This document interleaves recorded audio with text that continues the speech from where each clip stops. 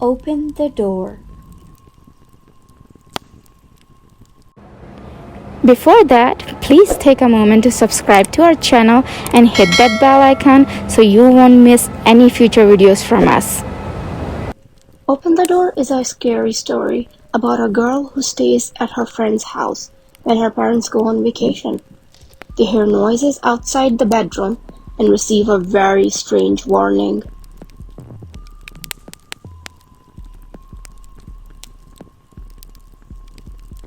I shouldn't have been there. My friend was supposed to be alone.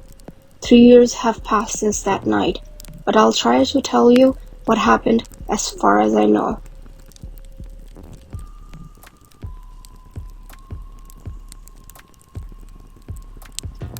Earlier that day, my friend's parents had left for a weekend vacation. She was alone in the house. I offered to come over and keep her company. I arrived around 8 in the night, and we spent the night chatting and watching TV in her bedroom. The time passed so quickly that before we knew it, it was midnight. That's when everything got weird.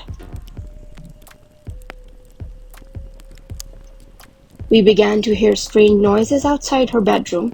At first we thought it was just the house settling, but then we stopped talking and listened.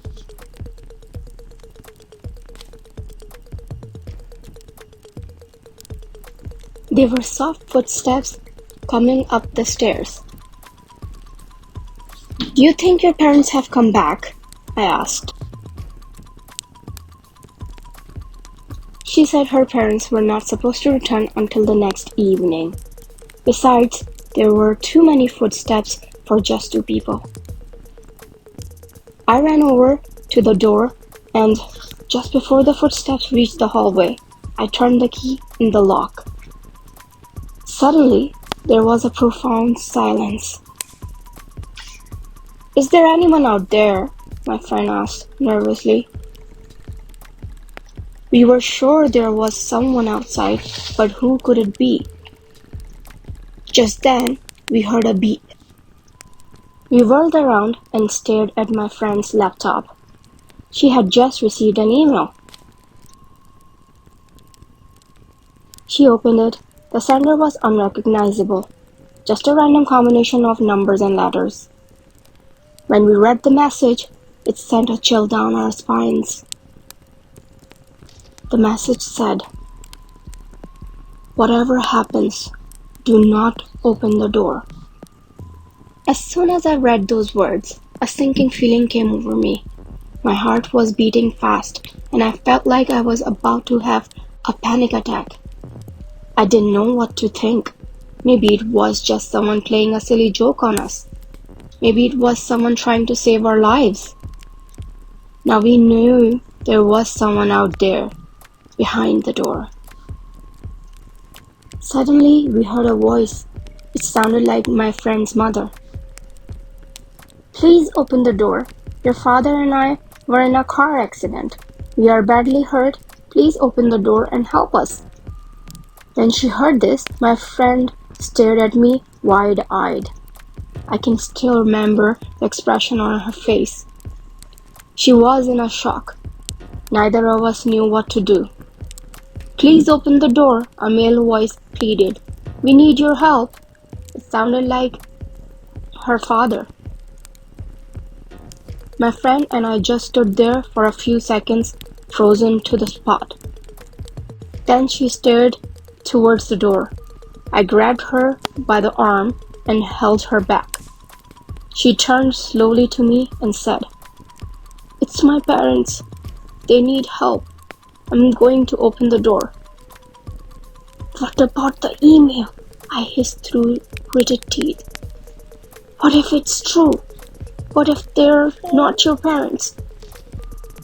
"Nonsense," she said. "You heard them. Those were the voices of my parents." Before I could do anything, she struggled out of my grasp and walked towards the door. I still don't know what made me do it. Maybe it was sheer terror. The only thing I could think to do was run to the closet and hide. I didn't know what was going to happen, but I was frightened out of my wits.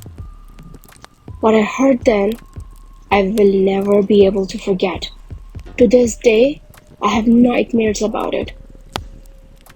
My friend opened the door, and all I could hear were her screams. They were blood-curdling screams, filled with pain and terror. I couldn't help her. All I could do was cower in the closet, keeping perfectly still, praying that I wouldn't be found. I don't know how long I stayed there. It could have been hours. By the time I felt safe enough to come out, it was morning. The bedroom was empty, and the door was open. My friend was nowhere to be found. I ran all the way home and called her parents. When I managed to reach them, they told me they were still on vacation. I told them what happened the night before, and they immediately called the police. They searched for days, but they never found my friend. I doubt they ever will. I don't know what happened that night. I don't know who or what it was that came and took my friend away, but I know they were out there. I also know that I shouldn't have been there that night.